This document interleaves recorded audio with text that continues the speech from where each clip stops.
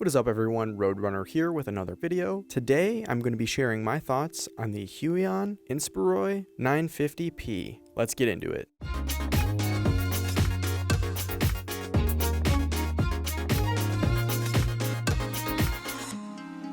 So I decided to purchase a drawing tablet because I wanted to get into animation. I decided I was going to buy a relatively inexpensive drawing tablet, so I decided to pick up the Huion Inspiroy H950. I'd say the first thing that really attracted me to this one was that it was only $70, and for all that you get with it, it seemed like a pretty good deal. First, I'm going to start with some of the specs of this tablet. The stylus that it comes with is battery free, which is nice. You don't have to worry about charging your stylus, and the stylus also has two customizable buttons on it. I believe it's pre-programmed to be the E for eraser tool and right click. Along with those customizable buttons, you also get 8 customizable buttons on the tablet itself, and these do come pre-programmed. However, you can change them in the Huion driver. It does come with a stylus holder, and some of the complaints I've seen online and experienced myself is that the stylus does not fit in there flush. It seems to wobble around a little bit. You can also put the stylus on the holder on its side. However, it seems to be that any way you put in the stylus, it can be easily knocked off or bumped out of the holder, which really isn't a huge deal to me. And underneath the holder, you do have a little tool where you can take out the nib for the stylus in case it does get worn down. You also get, I believe, 8 replacement nibs inside. So this makes taking off your nib from your stylus and replacing a new one very quick and easy. It's compatible with most digital art softwares.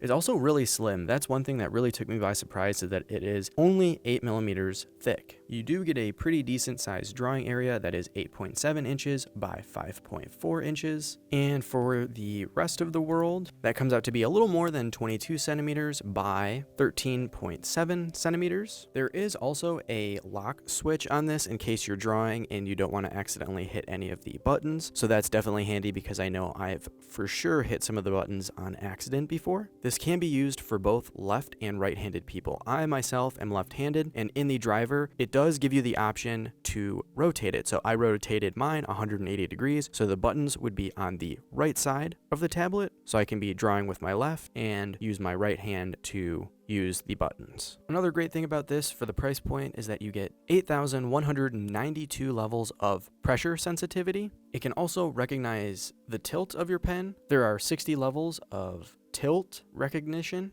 Another great thing is that it also does come with this soft drawstring bag. So if I'm going somewhere, I can also just throw this in my camera bag or with my laptop in the drawstring bag. While the Huion Inspiroy H950P drawing tablet does have so many pros to it and it's at a great price point, just like the saying goes, if something's too good to be true, it probably is. So let's get into the cons of this. As I mentioned before, the stylus holder is not perfect. It doesn't bother me a ton and it's something I've kind of adapted to. However, I see how this could really bother some people. So if you are looking to get in this, just know that the stylus holder is not perfect. Another thing that I do have a slight issue with is the micro USB port where you plug in to the drawing tablet isn't perfect. You almost have to really kind of force the micro USB in and kind of wiggle it, which makes me feel a little uneasy about it. So when I do move it, I really just leave that plugged in and I usually just wrap the cord up and I'm just really careful with it. That's one thing that really does bother me. Okay, the one really big con is the software. The Huion driver was a nightmare. And as soon as I set it up, I was having issues with it almost immediately. Sometimes I would plug it in and it wouldn't even register the pen on the drawing tablet. Sometimes I plug it in and it would go directly to cell phone mode, so I could only use like a third to a half of the work area. However, I do want to emphasize that I was still getting used to the drawing tablet and the software itself. After having this tablet for a week or so, I would say I figured out most of the kinks and the issues with the software or driver, and I was able to fix most of these problems. However, I do have issues from time to time, but I would say 99% of the time, if you just unplug the tablet and plug it back in, that will usually fix whatever issue I am having. But I do want to emphasize that when you first get it and you're installing the driver, make sure you have the absolute latest version of the software. And if you're continually having problems, uninstall the software, re-download it, and reinstall it to your computer. I found that that has helped a lot as well. So when I first got this and I was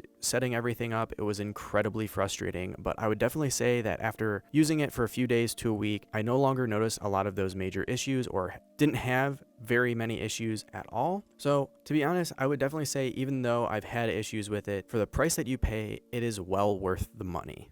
And before we finish up today's video, as always, feel free to hit the subscribe button and comment down below what you'd like to see in future videos. Also, check out my gear list in the description. Now, who would I recommend this product to? I would say someone who's interested in getting into digital illustration or animation that doesn't want to spend a ton of dough, but also get a pretty good bang for your buck at under $100. I would say it's definitely worth it. I wouldn't make this my professional animation tablet. However, for where I'm at in my animation skills right now, I would say this definitely serves all of my needs, and I would say it's definitely worth the $70 for what you get out of it. Also, I do want to mention, if this is your first drawing tablet, it will take some time getting used to. You're not going to be able to just pick it up and be Pablo Picasso, so don't expect to just get a drawing tablet and automatically be really good at drawing. It is much more intuitive than using a mouse, but I would say it definitely takes time to get used to it. So just be patient with it and embrace the creative process. Like anything, with practice comes progress. Thank you so much everyone for joining me for another video. As always, feel free to comment down below what you'd like to see in future videos. Take it easy.